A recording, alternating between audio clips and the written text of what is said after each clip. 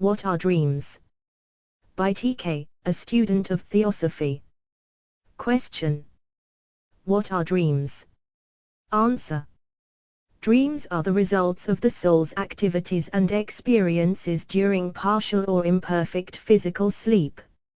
It is suggested that this sentence be studied critically in order that no phase of its meaning or significance may be overlooked. In perfect physical sleep there are no dreams at all. This is because the consciousness is registering wholly through the spiritual channels of sense upon the exclusively spiritual plane.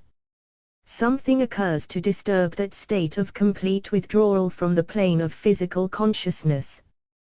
The soul begins to operate imperfectly through the physical channels of sense.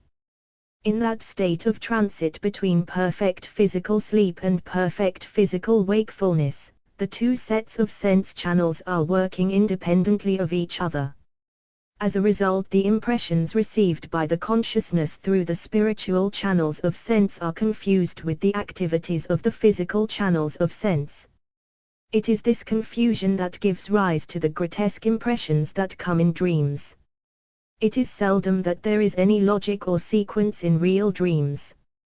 This is because of the confusion which arises by reason of the effort of consciousness to coordinate the spiritual with the physical channels of sense perception. The question naturally arises as to why it is, if in perfect physical sleep the soul is awake on the spiritual plane, we do not carry back into the waking physical state a remembrance of all that has occurred in that spiritual state. It is not only an interesting question, but a most difficult one to answer in such manner as to convey a definite understanding of the exact reasons. Possibly nothing short of a number of psychological experiments will ever make the matter clear to anyone who has not already worked it out. Did you ever see a man walking along the street in the midst of many people, all the while intently talking to himself? He takes no conscious note of anything about him. In this condition of intense introspection I once saw a man travel 4 miles without knowing that he had gone any distance at all.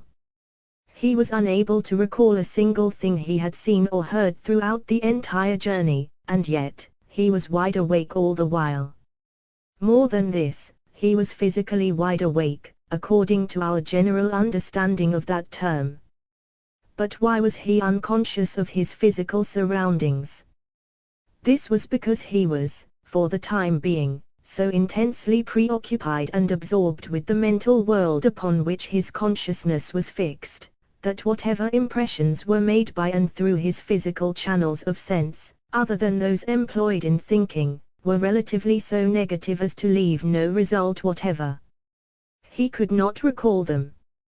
During physical wakefulness, while the consciousness is absorbed upon the plane of physical experiences, we live so intently in the world of impressions which come to us through the channels of physical consciousness that we have no power to recall any experiences but those which have come to us through the then active channels. It requires long and patient effort, under intelligent guidance, to cultivate the ability to receive impressions through both channels of sense in such manner as to differentiate them and remember both distinctly. But it can be done. This I know from actual experience. For more than 20 years I have been able to do this. And in this connection, as having some bearing on the subject of sleep and dreams, many other questions could be asked. A volume could be written without covering the subject. I am painfully aware that what I have said on the two subjects propounded is wholly inadequate, but I hope my questioner will realize that his questions cannot be answered within the limited space at my command. If there is any particular phase of either subject upon which my readers would like to have me concentrate my efforts, I will be glad to do so if they will indicate to me the particular phase to which they would limit me.